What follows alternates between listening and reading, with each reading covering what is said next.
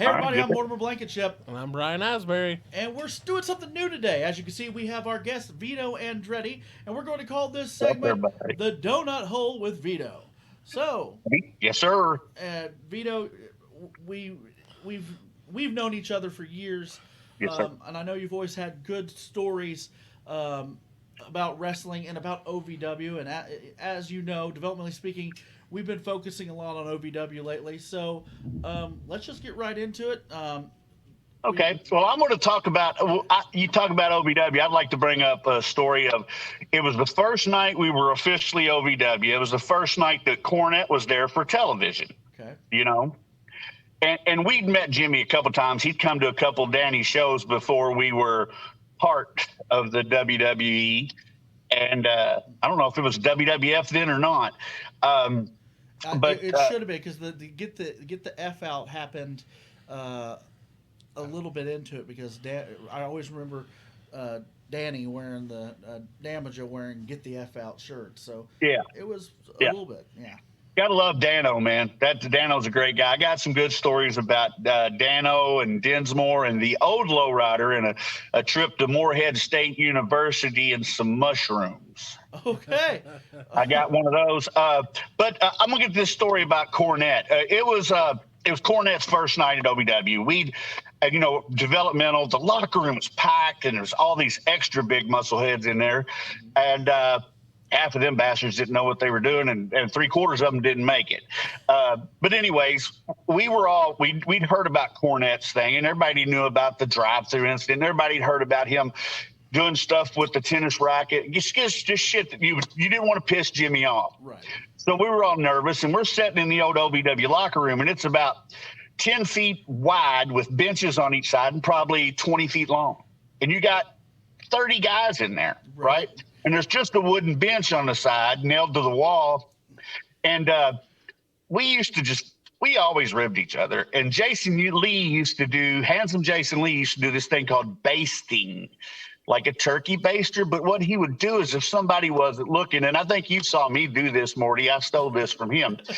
If somebody wasn't paying attention, he would sneak up beside them and spread his ass cheeks right by their face, and as they turned and looked, he would fart in their face. Just Oh fucking my God.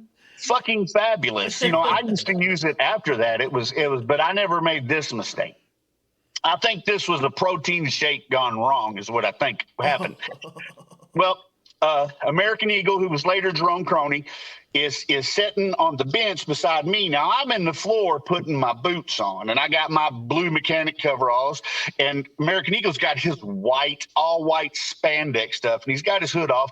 And American Eagle, he's from Eastern Kentucky, man. He said he played football with Tim Couch, baby. He was Tim Couch's number one wide receiver. And he's, man, you won't get, man, hey, Vito, you won't get high? You won't get high, Vito? You gonna smoke this weed, man? You gonna get high, brother? But anyway, Eagle's sitting there. He's sitting there talking to me, and I'm looking up at him, and all of a sudden I see Jason, perching up on the bench next to him with his pants down and his chocolate starfish and his nutsack hanging there, just a dangling. And I look up, and about the time I look up, I see his chocolate starfish just a pucker like this, and what resembles Wendy's Frosty flies out of his ass. It slaps across Eagle's face, down all across the white spandex, and onto my pant leg. And I'm like, and Eagle just goes, hey, he shit on me. He shit on me. And he's, and everybody's like, oh, fuck. And I'm like, you cocksucker, get something to wipe my pants off, you motherfucker. And Jason's running around the place, and everybody's trying to hold back, but it's just too fucking funny.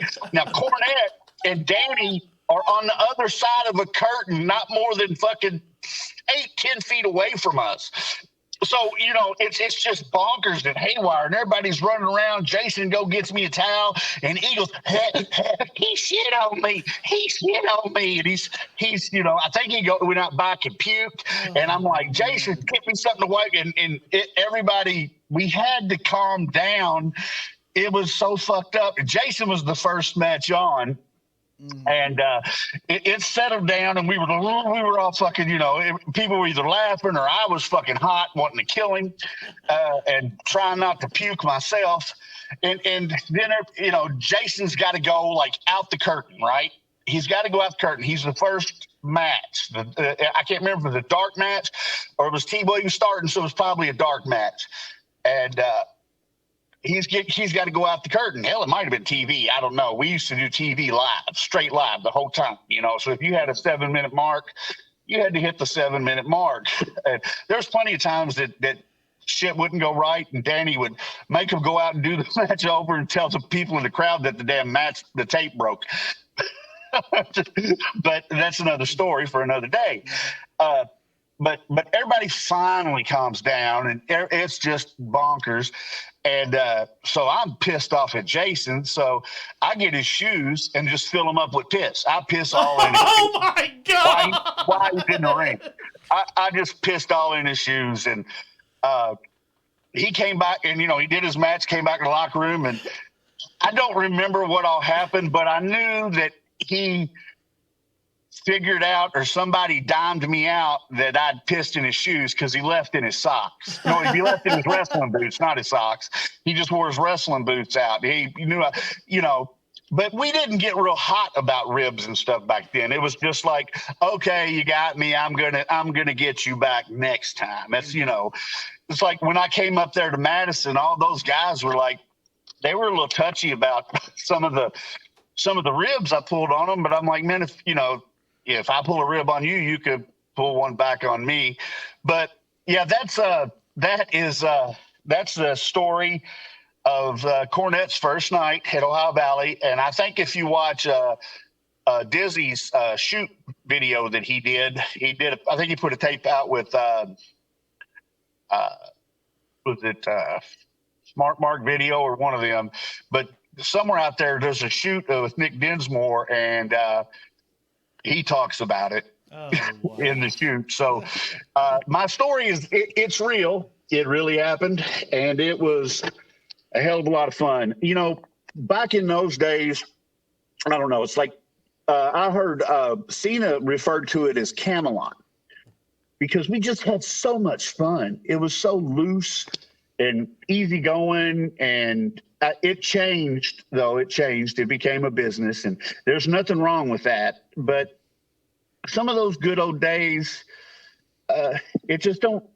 things don't work out that way no more. It's I don't know if it's because the society's so sensitive and everything's got to be so PC, but we're talking Cornette came in, 99? It would have been 99 when we first got with the developmental thing.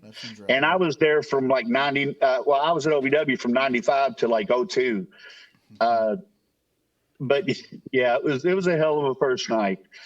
I got another story about Jason. Don't add to this. All right. We always shot our shit, all of our VTRs, most of them before, some after, but most of them before the show. And Cornette was doing one. All right, it's in the back of the old quadrangle over Jeff. Cornette is doing doing something with somebody, and it was somebody that never gets shit right. I don't remember who it was, but there's the big grass field behind it. And the most important thing is Cornette, this guy finally nails this thing, right? But in the background, you see a naked Jason Lee running across the grass with his fucking worm flopping. Then after that, it took the guy like 5 or 6 takes to get it right. Oh my God. It was we had some good times, man. We had some real good times. We used to go out and party. That's definitely some interesting stuff, Vito. I definitely some stuff I didn't expect to hear. And we want to thank you for coming on this first episode, and we look forward to more great stories. All right, I'll be back. I ain't going nowhere. All right. All right. Hey, everybody, it's Morty. And it's Brian. And we want to thank you for watching The Donut Hole with Vito Andretti. If you could, click subscribe, and make sure you punch that bell icon so that you get notified every time a new video drops on our channel. Once again, we want to thank you for watching The Donut Hole. We'll see you next week.